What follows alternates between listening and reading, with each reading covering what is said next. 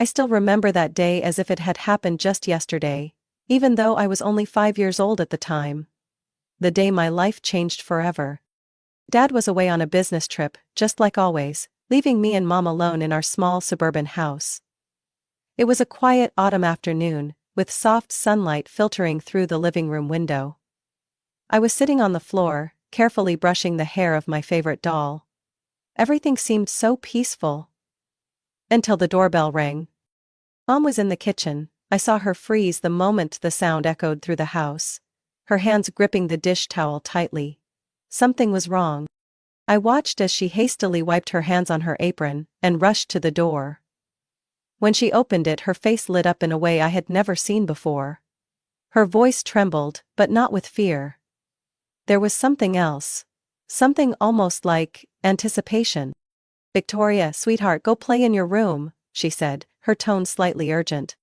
I didn't understand what was happening, but I obeyed.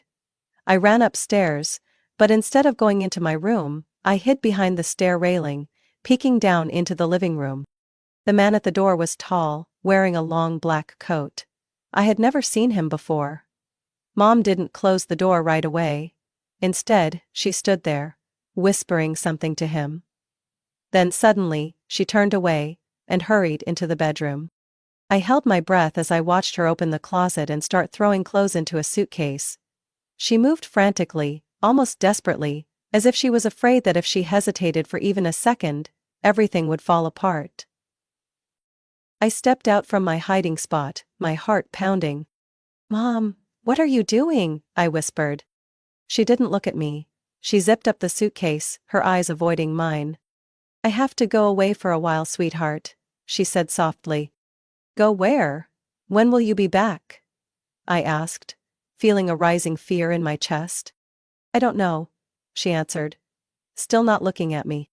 She brushed past me, grabbed the suitcase and walked quickly to the door. I ran after her, trying to grab her hand.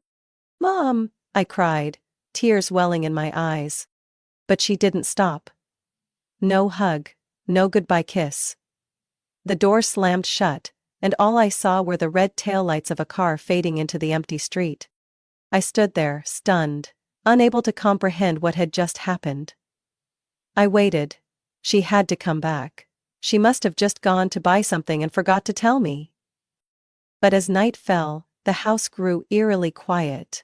I was hungry, but I didn't know what to do. I reached up to turn on the light switch, but it was too high. Darkness wrapped around me like an invisible monster. I curled up on the couch, clutching my doll tightly. I didn't know how long I cried. My sobs turned into silent hiccups and eventually, exhaustion took over. I didn't know how long she had been gone. I didn't know what to do. All I knew was that she never came back. She would never come back. I don't remember how long I sat curled up on the couch. The house was pitch dark, so silent I could hear the ticking of the clock on the wall. The door remained shut. Mom didn't return. I cried until my throat burned and my tears dried up. All that remained was the crushing weight of fear in my chest. I kept telling myself this was just a nightmare, but as the streetlights cast faint beams through the window, I knew the horrible truth. Mom had abandoned me. I don't know how many days passed. I didn't dare open the door. I didn't know how to use the stove, so I just clutched my doll and curled up on the couch.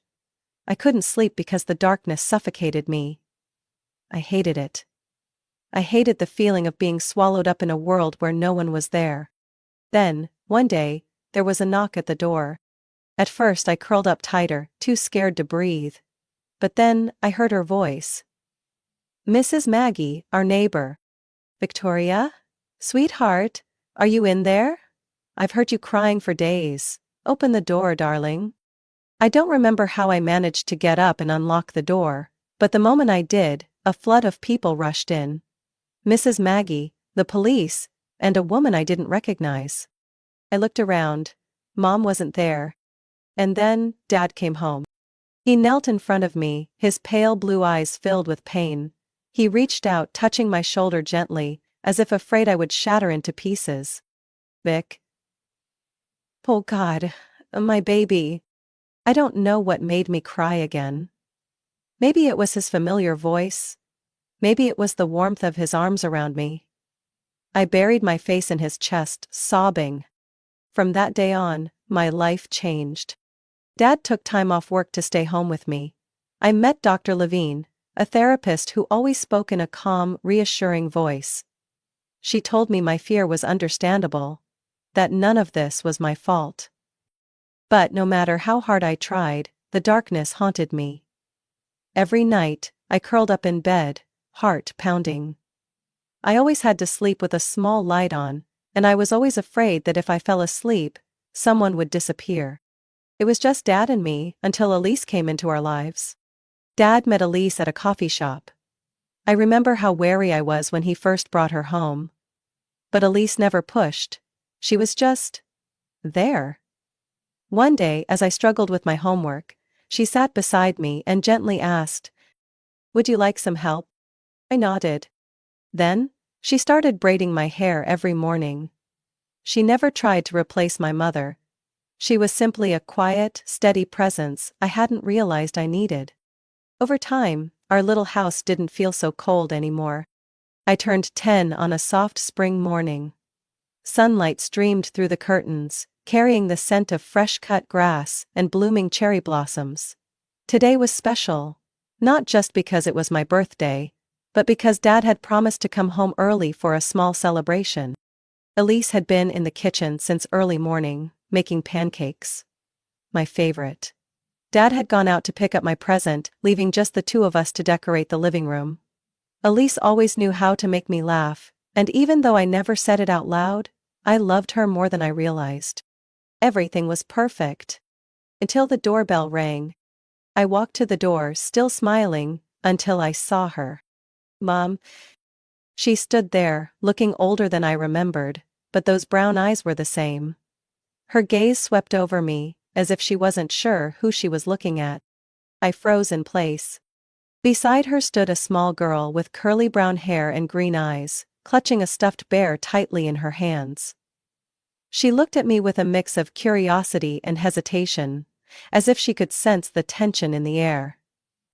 Before I could say anything, Dad appeared behind me. The moment he saw Mom, he stopped in his tracks. "Lauren?" His voice was dry, as if he couldn't believe his eyes. Mom bit her lip, her eyes welling with tears as if she was about to cry. "Ethan, I'm sorry for showing up unannounced, but I had no other choice." Dad clenched his fists, but he remained calm. "Why are you here?" Mom took a deep breath, placing a hand on the little girl's shoulder. "This is Emily." She spoke slowly, as if carefully weighing each word. "Your daughter?" I felt my heart stop. Dad's eyes widened, as if someone had just punched him in the chest. He looked at Emily, then back at Mom, speechless. "I was pregnant when I left," Mom continued, her voice shaking. "I didn't know until I was already far away. Ethan, I know I made a mistake. But she deserves to know her father." No one spoke for a long moment.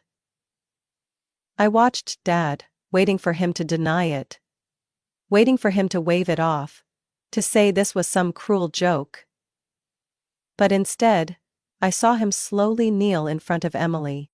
"Hi there," Dad said, his voice thick with emotion. "I'm Ethan." Emily pressed her lips together, her wide eyes searching his face. "Can I call you Daddy?" she asked softly. I felt my chest tighten. Elise had been silent the entire time, but I saw her hands clench. I didn't know what she was thinking, but I knew that from this moment on, nothing would ever be the same again. Mom and Emily's arrival changed everything. Within a week, Mom moved in as if she had never left. Emily had her own room, decorated with butterfly and floral wallpaper, filled with brand new toys. Mom carefully picked out every item for her, constantly checking if she liked them, if she was comfortable. And me? I was still in my old room. A place filled with memories that no longer felt safe. At first I thought maybe I was overreacting. But as time passed, I started noticing the difference. Mom never touched me the way she did Emily. She didn't stroke my hair, didn't kiss my forehead goodnight, didn't ask about my day. The questions she did ask me were brief, detached, as if I were a distant guest, rather than her own daughter. Dad was different. He still loved me, still cared, but he didn't see the shift happening right under his own roof. He thought it was just a matter of time. "Victoria, you have to give your mom a chance," he would say whenever he saw me withdrawing into myself. But I didn't need a chance, I needed a family. To Mom, Emily was the child who needed to be nurtured, loved, cherished. And me? I was just a remnant of the past she wanted to forget. Dinner conversations revolved around Emily. What she did at school, what foods she liked, where she wanted to go that weekend. If I spoke, Mom would respond briefly before turning back to Emily. Once, I tried to join the conversation. "I got an A on my science test today," I said, hoping someone would care. Emily giggled. "Do you want Mom to put it on the fridge?" she teased. Mom laughed too. Dad was the only one who reacted. "That's great, Vic, I'm really proud of you." He smiled, but all I felt was an ache inside. Dad was proud. But did anyone really care? I slowly realized I was just an outsider in my own family. As the years passed, I spoke less, smiled less. I stopped expecting hugs from Mom. I stopped trying to get her attention. I learned how to disappear while still standing right there. When it came time to choose a college, my decision was easy. I chose zoology, a field dedicated to studying wildlife. Because animals don't abandon anyone. On the day I left, no one cried. Dad hugged me tightly and told me to call often. Mom simply nodded and told me to take care of myself. Emily looked at me with an expression that felt like she had won something I could never take back. And I walked out of that house, knowing I would never truly return. 4 years of college passed faster than I expected. I immersed myself in the world of animals, finding comfort in creatures that knew nothing of betrayal or favoritism. I learned how to care for wildlife, studied conservation, and spent countless hours in nature reserves. There I felt more valued than I ever had at home. But no matter how far I ran, I still had to face reality. I graduated with a degree in zoology, but I didn't land a stable job right away. I had no solid plans, nowhere to go, and I never imagined that even the house I grew up in would no longer welcome me. "So, have you thought about moving out?" Mom asked, casually, on the very night I returned home after my graduation ceremony. I looked up from my plate, slightly confused. "Moving out?" I echoed. Mom sighed, setting her fork down as if speaking to a child who refused to understand. "Victoria, you're an adult now, it's time for you to be independent. Your father and I talked, and we think it's best if you find a place of your own." I turned to Dad, hoping he would object. But he just sat there, silent, his eyes filled with guilt. But not enough to go against Mom. So, it had already been decided.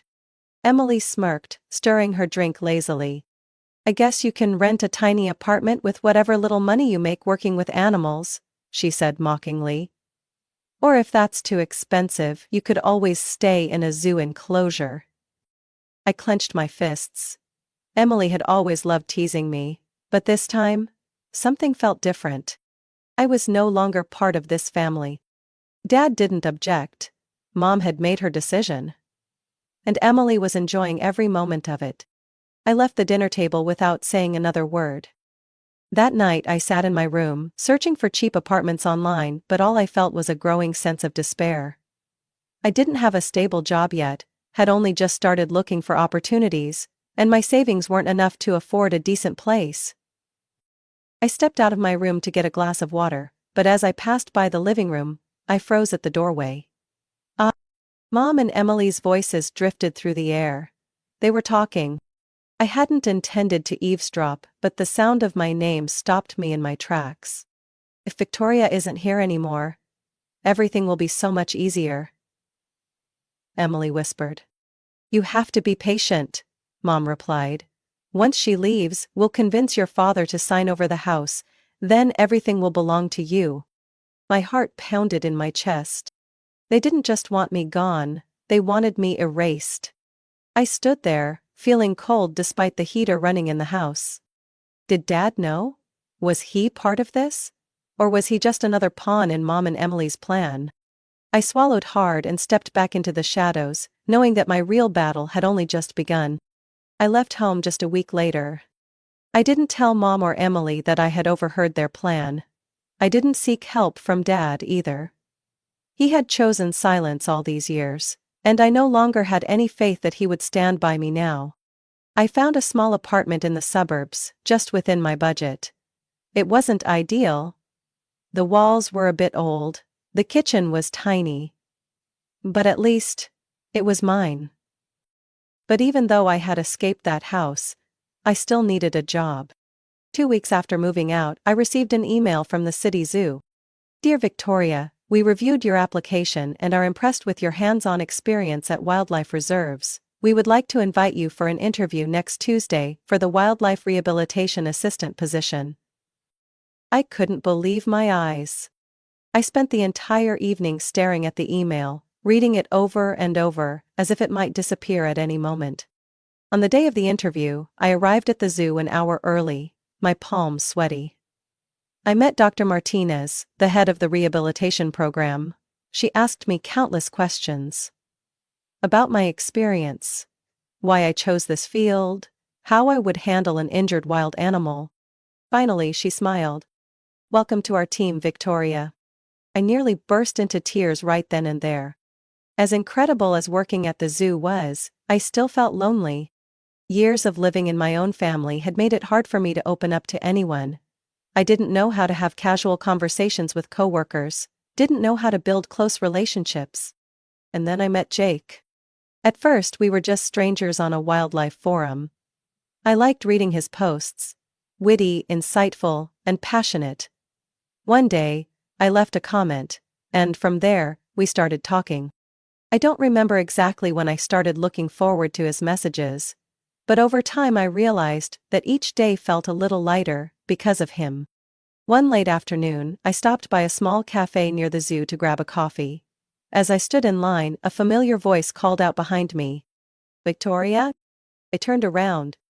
Standing before me was Elise, the only person who had ever been a source of comfort in my childhood. She hadn't changed much. Still had that warm gaze, that gentle smile I hadn't seen in so many years. Oh my goodness, you've grown so much. She looked emotional. I didn't know what to say. But I knew this encounter would change everything. After reconnecting with Elise, we started keeping in touch more often. I felt a sense of relief, knowing there was someone who genuinely cared about me without any hidden motives.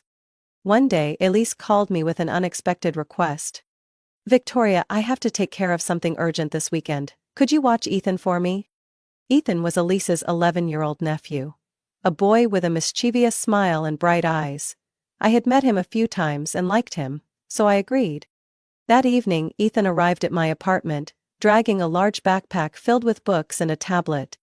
Victoria, can I play on your laptop? He asked. I was in the middle of cooking, so I just nodded.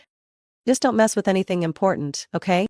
Ethan eagerly settled in, quickly getting lost in his own world. I had no idea that within minutes, a tiny mistake would change everything. When I brought the food into the living room, I noticed Ethan looking uneasy. Aunt Victoria, he said, his voice shaking. I think I did something kinda bad. A sinking feeling settled in my chest. What did you do? I asked, trying to stay calm. Ethan bit his lip. I accidentally hit send on some of your emails, the ones in your drafts folder. The room seemed to fall into complete silence. I rushed to my laptop, opened my inbox, and realized my worst nightmare had just come true. All the emails I had written but never intended to send. My confessions about the pain I endured in my family. My disappointment in Dad. My fear when I discovered Mom and Emily's scheme. And even the feelings about Jake, that I had tried to bury, had been sent. To Dad. To Jake. I couldn't breathe. The next morning, my phone wouldn't stop vibrating. Dad called. I didn't pick up. Jake texted. I didn't dare read it. But I couldn't hide forever. By noon, Jake was knocking on my apartment door. I opened it, my heart pounding. Jake stood there, his eyes filled with emotions I couldn't decipher. "I got your email," he said, his voice steady but warm. I clenched my fists. "I'm sorry, I never meant to send them." Jake cut me off. "Victoria, I really like you." I froze. "I've liked you for a long time, but I wasn't sure if you felt the same way." He took a deep breath. "But after reading what you wrote, I don't want you to be afraid anymore." I felt the walls I had built around myself start to crumble. And for the first time in years, I let someone truly step into my heart. 3 days after my emails were sent, Dad called me again. This time, I answered. His voice sounded exhausted but determined. "Victoria, I need to see you, right now." I hesitated, but in the end, I agreed. I met him at the cafe where he asked to meet. When I walked in, he was already there, looking like he had aged 10 years since the last time I saw him. A thick stack of documents sat in front of him. "I read your email," he began, his voice low. "And I realized how much of a fool I've been all these years." I said nothing. Dad took a deep breath, then pushed the documents toward me. "I hired a private investigator." My heart pounded. I couldn't believe what I found out. I opened the folder. The evidence hit me like a punch to the gut. Mom had been siphoning money from their joint account into her personal account for years. She had a secret lover, a wealthy businessman she had been meeting regularly at hotels. And the biggest shock of all, Emily was not my father's biological daughter. I felt my entire body go numb. "I did a DNA test," Dad said, his voice hoarse. "Emily isn't mine. She's been lying to me from the start." I couldn't breathe. Mom had deceived everyone, made Dad believe he was responsible for a child that wasn't his, used Emily as an excuse to return, and manipulated his trust to take over his assets. I looked up. Dad's eyes were bloodshot. But for the first time in years, I saw determination in them. "I've contacted a lawyer. I'm taking her to court." I stiffened. "Céleste, what are you going to do?" "Divorce her," Dad said without hesitation. "And I'm kicking both of them out of the house." I couldn't believe what I was hearing. My father? The man who had once been weak, who had let Mom manipulate him for so long, was finally standing up for himself. And for the first time, I felt like justice was finally being served. The divorce proceedings moved faster than I expected. Dad presented all the evidence in court: Mom's financial deception, her infidelity, and the truth that Emily was not his biological daughter. Mom broke down in the courtroom, but there was no way to deny the facts.